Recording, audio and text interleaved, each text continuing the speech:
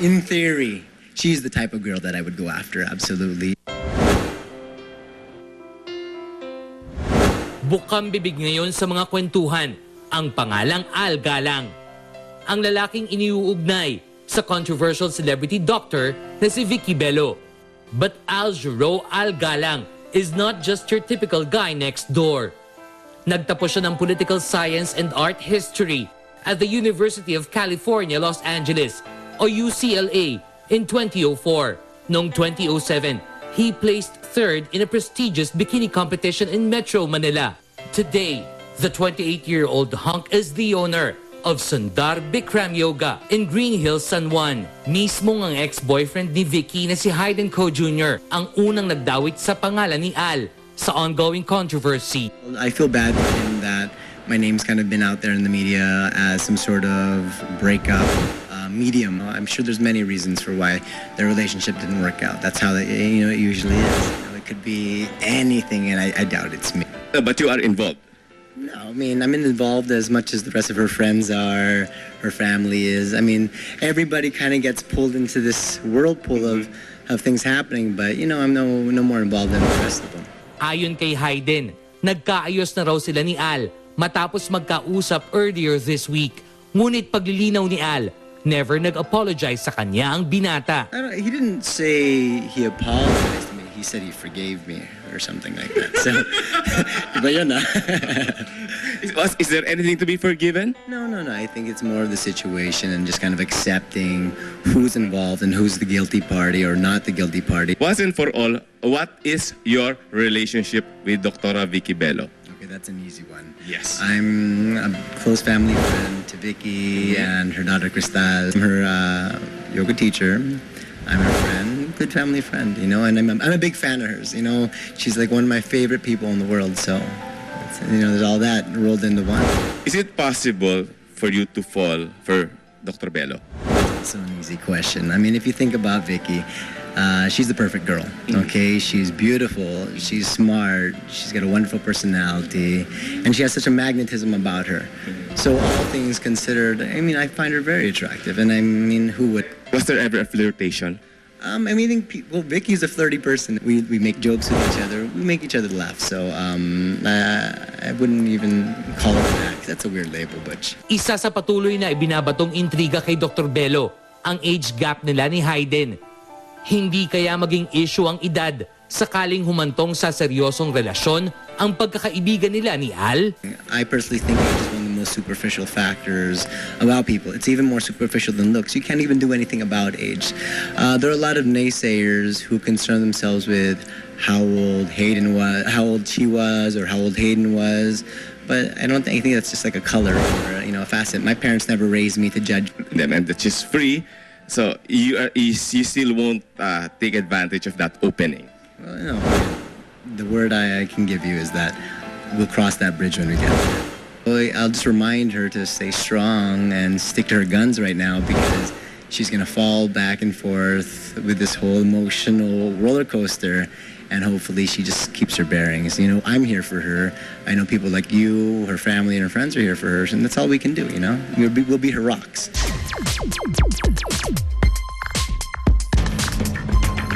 Po ang criteria for judging kung bakit nakipag-break si Dr. Vicky Bello kay Hayden Ko. Okay, gusto nyo malaman? Parang Okay, Itbulaga. Joey, Parang Itbulaga lang. Mga chismoso. Eto na. Take down notes. Makinig kayo. Okay, eto na po. 100%. Out of 100%, nag-upisa tayo sa 30% infidelity. Infidelity, part? 30%. Okay. Siyempre, kay Vicky ito eh. Ayan, nakasulat Kay pa sa... Vicky ito eh. Okay. 30% infidelity. Pero ito ito base sa mahaba at masusing pananaliksik.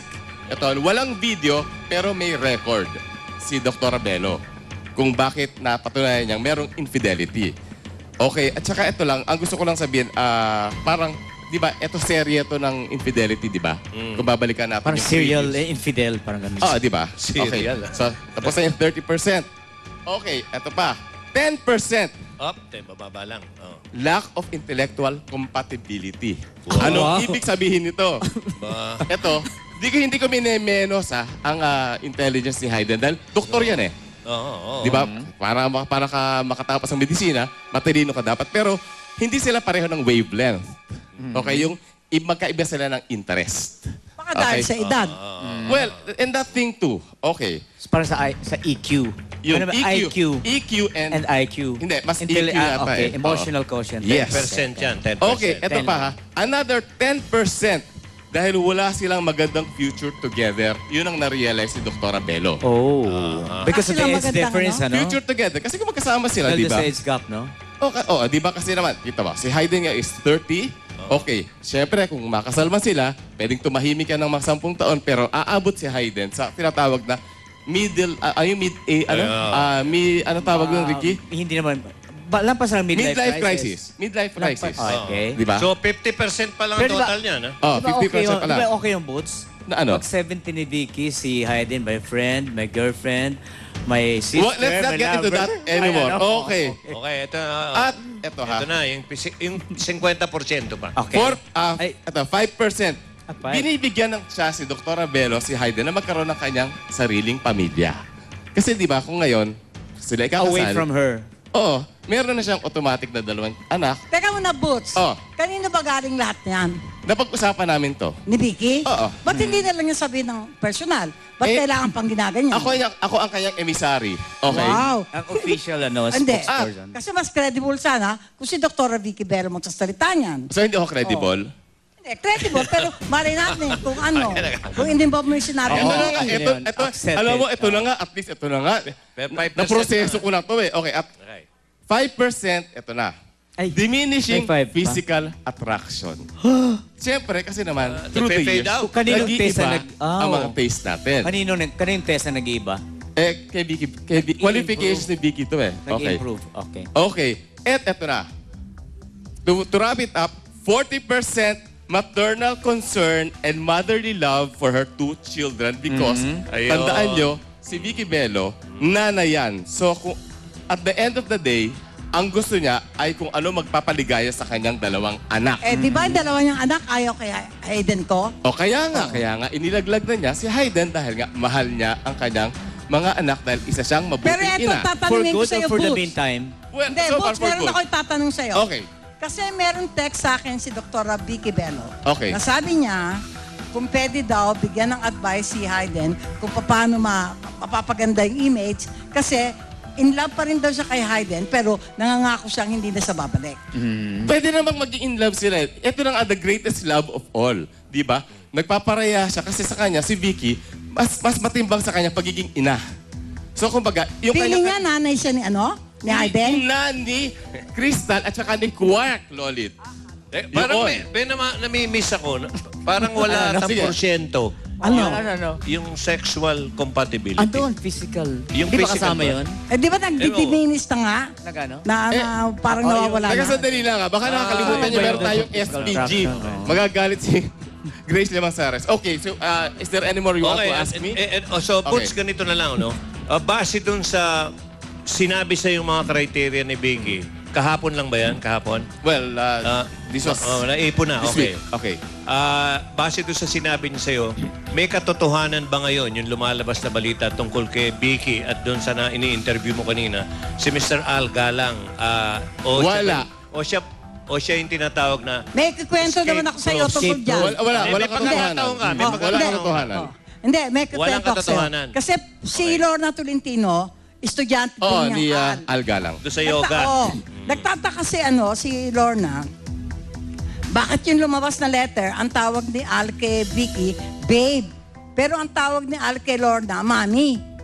Mami. Oh, mami, Sino bang mami. older sa dalawa? Si Lorna o si Vicky? Eh, mas matanda pa si Vicky kay Lorna. Babe. So dapat Oh, mami bakit rin ang tao mami? niya. Tapos yung isa, babe. O ikaw, sa tingin mo, bakit ganun? Eh, di ba, iba yung, may difference yung babe sa mami? Anong...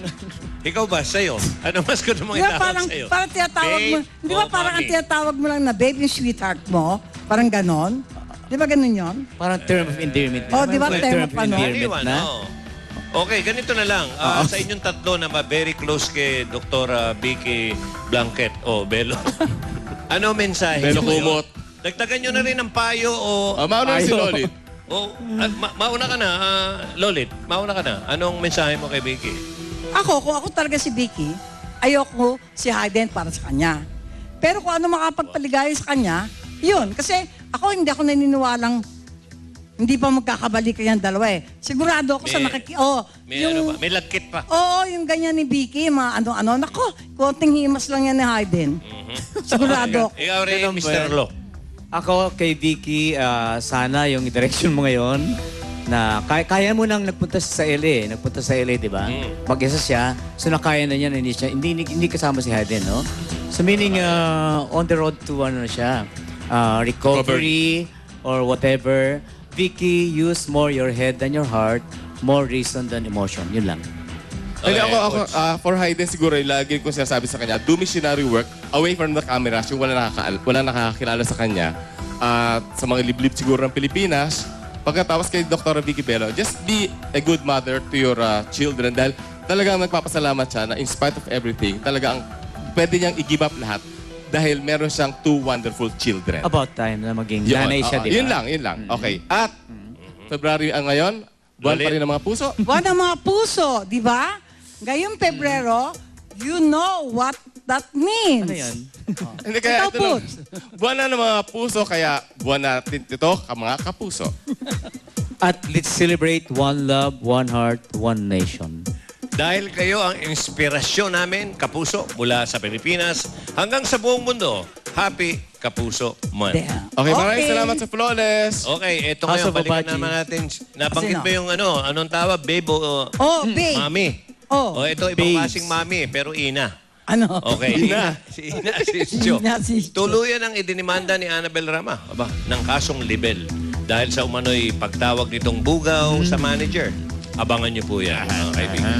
Ayan. Ito muna, si Sara Labati. Ito si Sara Labati talaga. Oo nga, bati ng bati ito yan. si Lolit, Sara Labati ng bati. Okay, narito talaga yung si Sara, yung si Coca. Ay, teka Or muna, Statok. nasasabihin muna ako. Tingnan mo. Salamat sa Singers World International. Gary Duhali. Oh. Di ba ng My DSL? Di ba, Ricky? Sikat na sikat ngayon yung ano niya, yung Ana Banana. Yung bago na. yeah, oo, Baka, oo. idea yun ng Gary Duhali ng PLDT. yung sa- DSL. Alam mo, Sa kanina, internet? may sinabi ka, tinext ka ni Vicky. Doktora. Sinungaling to si Lolit eh. Bakit? Nakita ko yung message eh. Ano yung Ano? message? Lolit, wala akong kapera-pera ngayon. Yun ang nakita ko eh. Okay, ito. Ibig sabihin, bibigyan niya ka pera? Eto na yung Sarah Sayang mo na yung Labati pera. for Start Doc Tweet X. Salamat, Symmetria. Sara, Kokak. Kakak!